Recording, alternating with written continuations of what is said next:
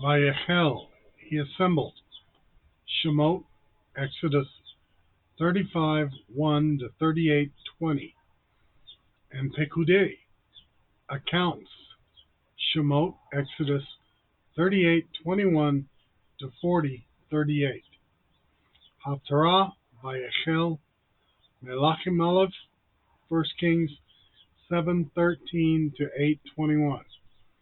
Brit Hadashah suggested Vayak'hel, Messianic Jews, Hebrews 9:1 to 14. Vayak'hel Moshe et kol adat b'nei Isra'el. Moshe assembled the whole community of the people of Israel and said to them, "These are the things which Adonai has ordered you to do. Ele Pikudi Hamishkan. These are the accounts of the tabernacle of the testimony, recorded as Moshe ordered, by the Leviim under the direction of Itamar, the son of Aharon, the cohen."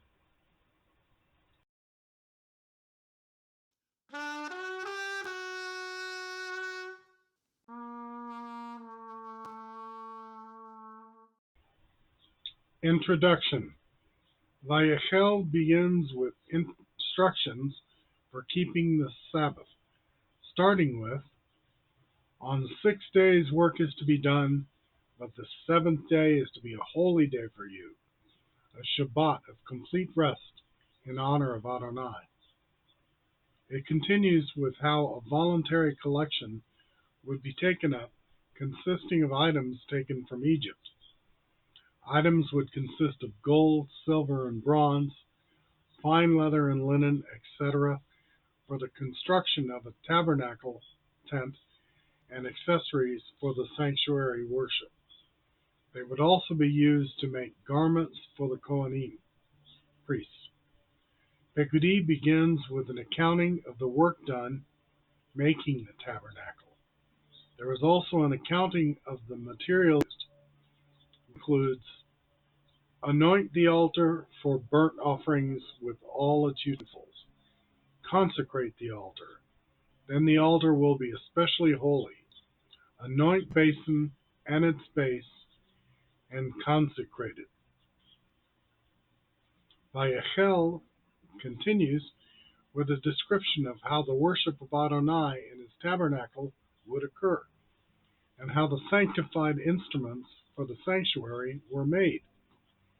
While these parshot can be read separately on Jewish leap years to account for the additional month, it is easy to see how they are about the same instructions and obedience to those instructions. The end of Pekudei shows the results of these actions, in other words, Adonai's response, saying, "Then the cloud covered the tent of meeting, and the glory of Adonai filled the tabernacle. Moshe was unable to enter the tent of meeting because the cloud remained on it, and the glory of Adonai filled the tabernacle." Exodus 40:34 and 35, Complete Jewish Bible. There was instruction, obedience, and connection validated by Adonai. Haftarah. In Haftarah, the accounting of the temple of Solomon, is recorded, and the Ark of the Testimony is there, just as it was in the tabernacle of Moses. In Shemot, Exodus earlier, it says, "Moshe said to Aharon, 'Take a jar, put in it 2 quarts of manna, and set it aside before Adonai to be kept through all your generations.'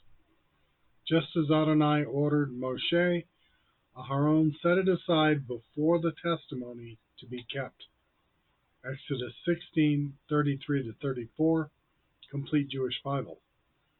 It is not clear if this meant in front of the ark or in front of the testimony inside it.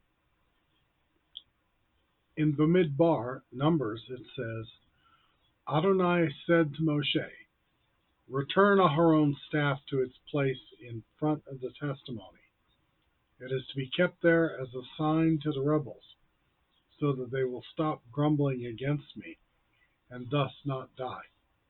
Numbers 17 to 25, chapter 17, verse 25, complete Jewish Bible. While the staff of Aharon and the manna were included in the above accounts, this Haftarah Parsha says, there was nothing in the ark except the 2 tablets of stone which Moshe put there at Horeb, when Adonai made the covenant with the people of Israel at the time of their leaving the land of Egypt.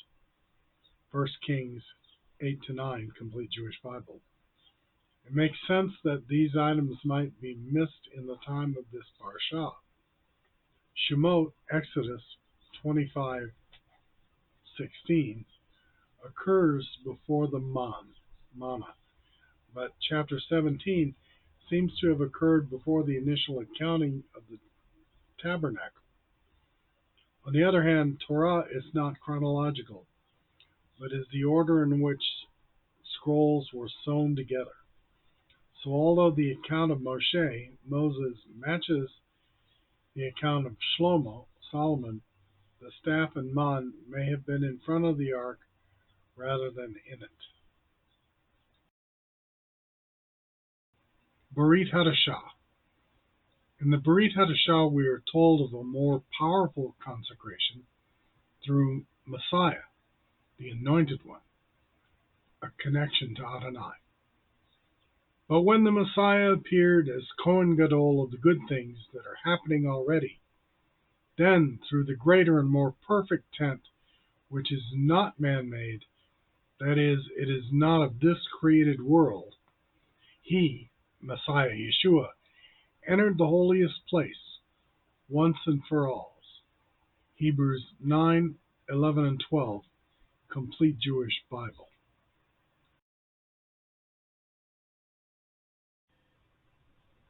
Conclusions. From the Torah, we learn the importance of instruction, obedience, and connection to Adonai, and how they are validated by Adonai.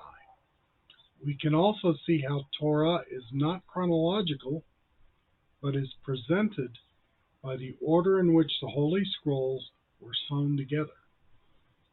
We learn about the tabernacle, temple, and consecration for connection to Adonai. In Haftarah, the temple of consecration is recorded. Then, in Brit Hadashah, there is a lesson behind sanctification and redemption. What is built by Adonai stands forever. The anointed Messiah is sanctified forever. He is the tent which is not man-made. Messiah Yeshua entered the holiest place once and for all, and is a better promise for an eternal connection with Adonai. Have a good week, and may your holy day, Shabbat, be peaceful.